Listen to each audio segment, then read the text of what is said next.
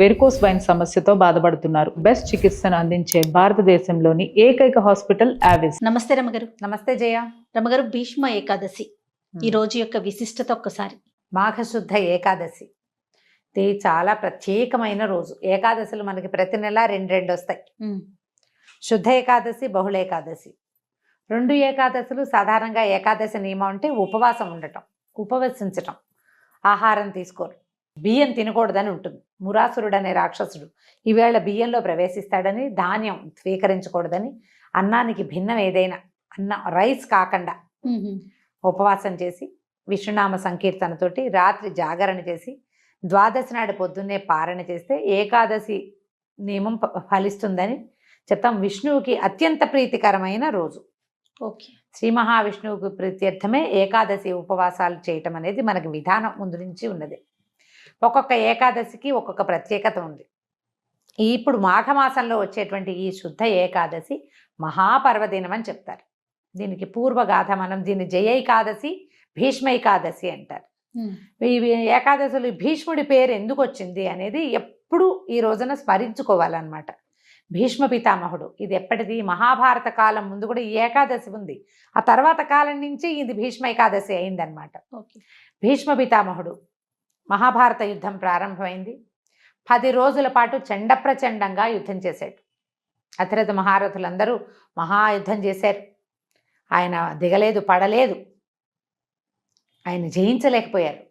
ఒక దశలో శ్రీకృష్ణ పరమాత్మ అంతటి వాడే, చక్రం పట్టను, ఆయుధం పట్టను, కేవలము సారథ్యమే చేస్తానని అర్జునుడికి మాటిచ్చి రథాన్ని తోలే కార్యక్రమాన్ని మాత్రమే పుచ్చుకున్నటువంటి శ్రీకృష్ణ పరమాత్మ కూడా ఇవాళ చంపేస్తాను భీష్ముడిని అని చెప్పేసి రథం మీద నుంచి దూకి చక్రాయుధాన్ని విసిరపోయాడు. అంత పరాక్రమవంతుడు భీష్మ పితామహుడు. అబ్బా, భగవంతుడి ఆయన దండబెట్టాడు.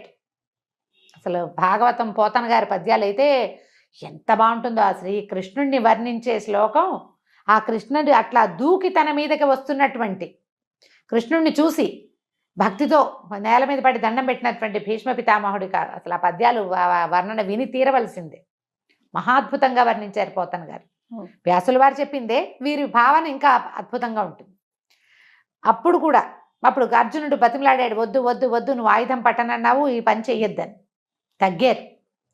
ఏ విధంగా భీష్మ పితామహుడు మరణిస్తాడో, ఆయన అడ్డు తొలగితే కానీ మిగిలిన యుద్ధం జరిగేలాగా లేదు. ఇక్కడ వీళ్ళ దగ్గర చాలామంది అయిపోతున్నారు. అప్పుడు వీళ్ళు అడిగారు పాండవులే, ఎట్లా నిన్ను జయించగలము అంటే ఆయన ఎవ్వరూ ఆయనకి ఎదురు ఆగలేరు. కానీ ఆయన శిఖండిని చూస్తే యుద్ధ విరమణ చేస్తాడు, ఆయుధాన్ని విసర్జించేస్తారు. ఆ రహస్యాన్ని తనే స్వయంగా తన మునిమనవులకి తెలియజేశారు. మహాభారతం తాలూకు కథకి మూల పురుషుడు భీష్ముడు. సొంతంగా సంతానం లేదు.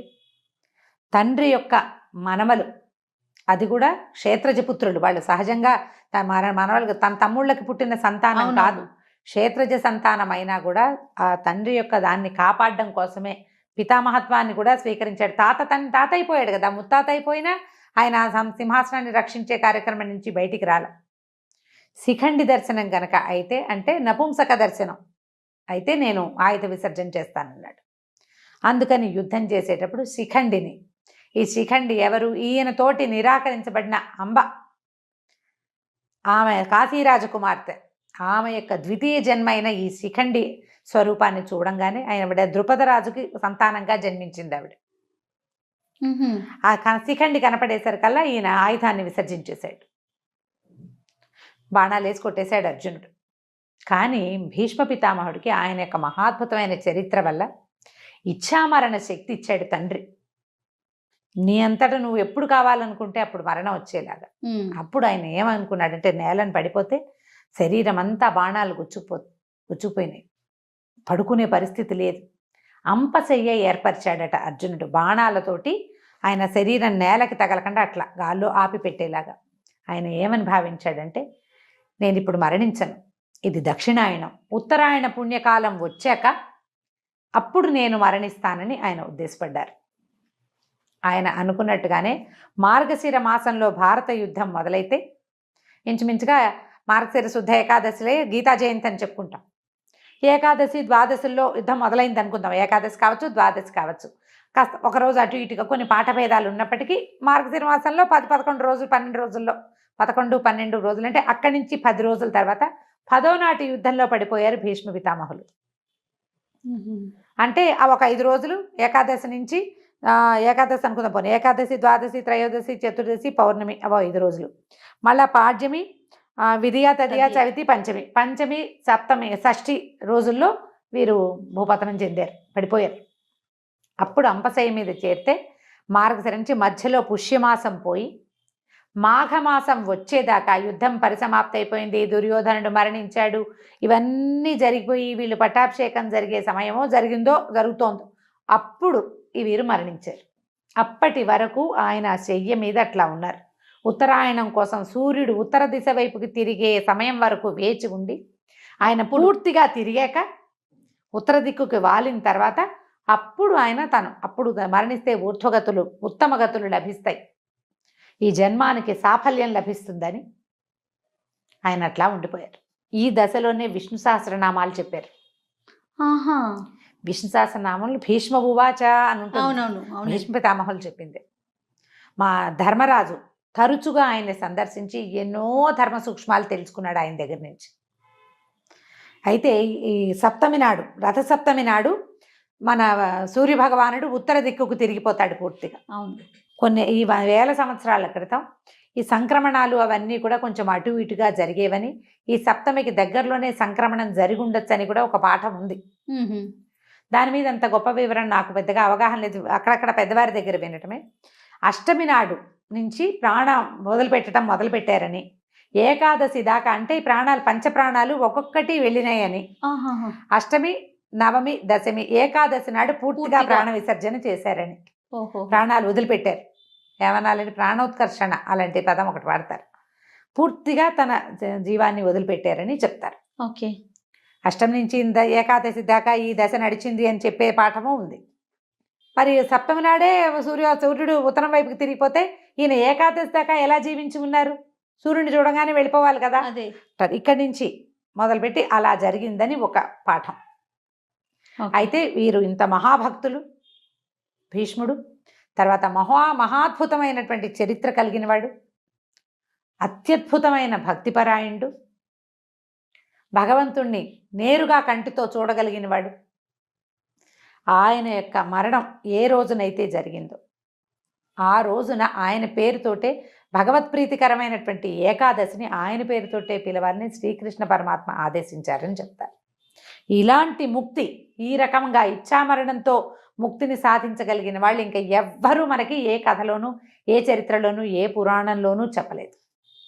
అంత అత్యద్భుతమైన వ్యక్తి భీష్మ పితామహుడే. ఆయన చరిత్ర మొదటి నుంచి, ఆయన పుట్టుక నుంచి మరణం దాకా ప్రతి విషయము అత్యద్భుతంగానే ఉంటుంది. అయితే ఇంత అత్యద్భుతమైన వ్యక్తి ఇట్లా ఇంత బాధాకరమైన మరణం కోసం వేచి ఉండే కార్యక్రమం ఎందుకు జరిగింది అంటే, ఎవరైనా కర్మశేషాన్ని అనుభవించవలసిందే. ఓహో, ఆయనది అనుభవించటానికే ఉన్నారేమో అంతేనంటారా? అనుకోవాలి. ఎందుకంటే ఈ ద్రౌపది వస్త్రాపహరణం జరిగేటప్పుడు, పాండవుల పట్ల అన్యాయం జరిగేటప్పుడు ఆయన కొంత మౌనాన్ని వహించాల్సి వచ్చింది. ఆ తప్పు ఏదైనా నివారించకపోవటము, అడ్డుకోకపోవటం కూడా పాపమే. స్వయంగా చేయకపోయినా కూడా ఆపలేకపోవటం, ఆ ఫలితాన్ని ఈ స్వరూపంలో అనుభవించడానికి సిద్ధపడ్డారు స్వచ్ఛందంగా. తన తన తన తప్పిదం ఉంది, ఆ తప్పిదాన్ని ఆయన స్వయంగా అనుభవించడానికి ఎంత సామర్థ్యం కావాలి. అలాంటి సమర్థవంతుడైనటువంటి వ్యక్తి యొక్క పేరుని, ఈ కథను తలుచుకుని భీష్మ ఏకాదశి నాడు విష్ణు పూజ చేస్తే అత్యద్భుతమైన ఫలితం లభిస్తుంది అని చెప్తారు. వైకుంఠ ఏకాదశి ఎంత పుణ్యప్రదమైనది, ఎంత అత్యద్భుతమైన ఫలితాన్ని ఇస్తుందో అలాంటిదే ఈ మాఘమాసంలో వచ్చే భీష్మ ఏకాదశికి కూడా అటువంటి ఫలితం లభిస్తుంది అని చెప్తారు. ఈ రోజున దేవాలయ దర్శనం కానీ, ఉపవాసం ఉండటం కానీ, జాగరణ చేయటం కానీ, ఎవరికైనా ఏదైనా దానం చేయటం కూడా, ఇవాళ చేసే దానము అవన్నీ కూడా చాలా అమోఘమైన ఫలితాన్ని ఇస్తాయి. కథ తెలుసుకుని పిల్లలకి చక్కగా భీష్మ పితామహుడి గురించి కథలు అవి చెప్పగలిగితే మరింత బాగుంటుంది. కృష్ణనామ ఈవేళ మొత్తం కృష్ణనామంతో మనం రోజంతా గడపటం. ఎవరితోటి పోరాటాలు, యుద్ధాలు అవి చేయొద్దు. ఓకే. పోట్లాటలు లేదు. సాధ్యమైనంత మౌనం అవలంబించండి.